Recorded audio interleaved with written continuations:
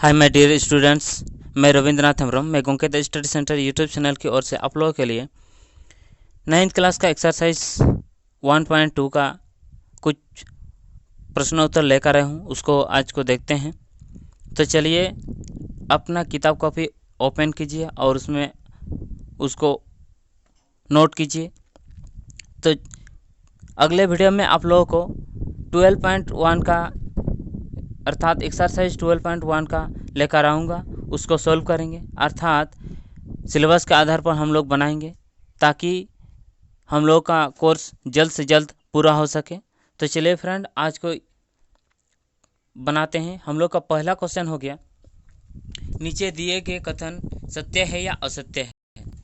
नीचे दिए गए कथन सत्य है या असत्य है, कारण सहित अपने उत्तर दीजिए। तो हम लोग का पहला क्वेश्चन हो गया, प्रत्येक अपरिमेय संख्या एक वास्तविक संख्या होती है। क्या बोल रहा है? प्रत्येक अपरिमेय संख्या एक वास्तविक संख्या होती है। ये क्या है? हम लोग का सत्य है। क्यों? क्योंकि अपरिमेय संख्या और परिमेय संख्या के संग्रह को ही हम लोग क्या कहते हैं? वास्तविक संख्या कहते हैं, है कि नहीं? अपरिमेय और परिमेय संख्या दोनों को मिला करके हम लोग क्या कहते हैं? उसको वास्तविक संख्या कहते हैं। इसीलिए हम लोग सभी अपरिमेय संख्या को हम लोग वास्तविक संख्या कह सकते हैं, लेकिन सभी वास्तविक संख्या को अपरिमेय संख्या नहीं कह सकते हैं। तो चलिए हम लोग क्या करेंगे। तो नेक्स्ट क्वेश्चन हम लोगों का हो गया, संख्या रेखा का प्रत्येक बिंदु m अर्थात रूट m के रूप का होता है, जहां m एक प्राकृतिक संख्या होता है। प्राकृतिक संख्या क्या है? 1 2 3 4 5 6 7 8 9 इधर बढ़ते जाएगा, है कि नहीं? एक से शुरुआत होता है। तो क्या बोल रहा है? रूट m के रूप का होता है। तो चलिए हम लोग ये सत्य है या असत्य है कहेंगे। तो देखिए, कुछ मैं संख्या रेखा खींच रहा हूँ, इस प्रकार का होता है कि नहीं? तो जैसे कि यहाँ पे देखेंगे, यहाँ पे 0 हो गया मान लीजिए, है कि नहीं? यहाँ पे √1 √2 √3 √4 ऐसे बढ़ते जाएगा आगे तरफ, है कि नहीं? तो देखिए यहाँ पे √1 हम लोग ये परिमेय संख्या नहीं है, सॉरी ये अपरिमेय संख्या नहीं। क्यों? √1 = 1 होता है। ये भी हम लोग क्या कर सकते हैं? ये परिमेय संख्या है। और यहाँ पर देखिए √4 क्या हो गया? हम लोग का 2 होता है। √4 2 होता है। ये भी क्या है? परिमेय संख्या है। हम लोग तो क्या कह सकते हैं यहाँ पे? तो संख्या रेखा का प्रत्येक बिंदु रूट m के रूप का नहीं होता है, जहाँ m एक प्राकृतिक संख्या है कि नहीं?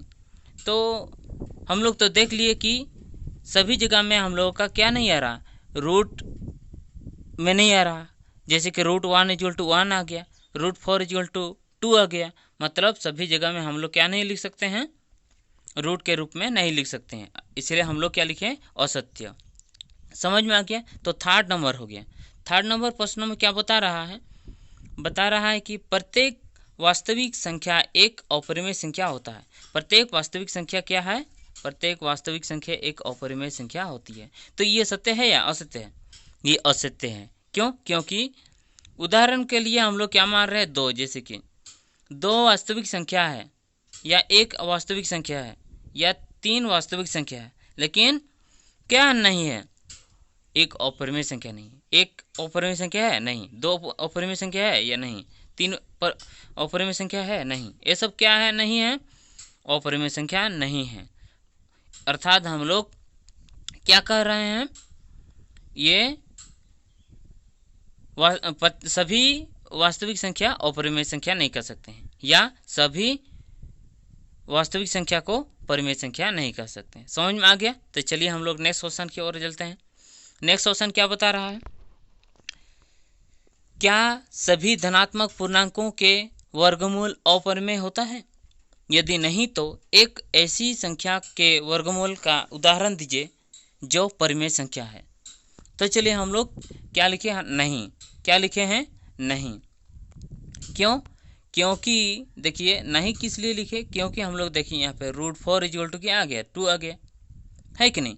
और √4 हम लोग अगर मानेंगे ये अपरिमेय संख्या है, तो लेकिन यहाँ पे क्या आया? परिमेय संख्या आ गया, है कि नहीं? इसलिए एक परिमेय संख्या है। तो यहाँ पे इसलिए हम लोग नहीं लिखे। समझ में आ गया? तो चलिए मैं अगले वीडियो पर 12.1 का सॉल्व करके दिखाऊंगा। तो जो अभी तक सब्सक्राइब नहीं किए हैं प्लीज़ सब्सक्राइब कर बेल आइकन ऑल में प्रेस कर रखना, ताकि मैं जितना भी आप लोगों के लिए क्लास अपलोड करूं आप लोगों के पास जल्द से जल्द पहुंच जाए। समझ में आ गया फ्रेंड? तो आज के लिए बाय बाय।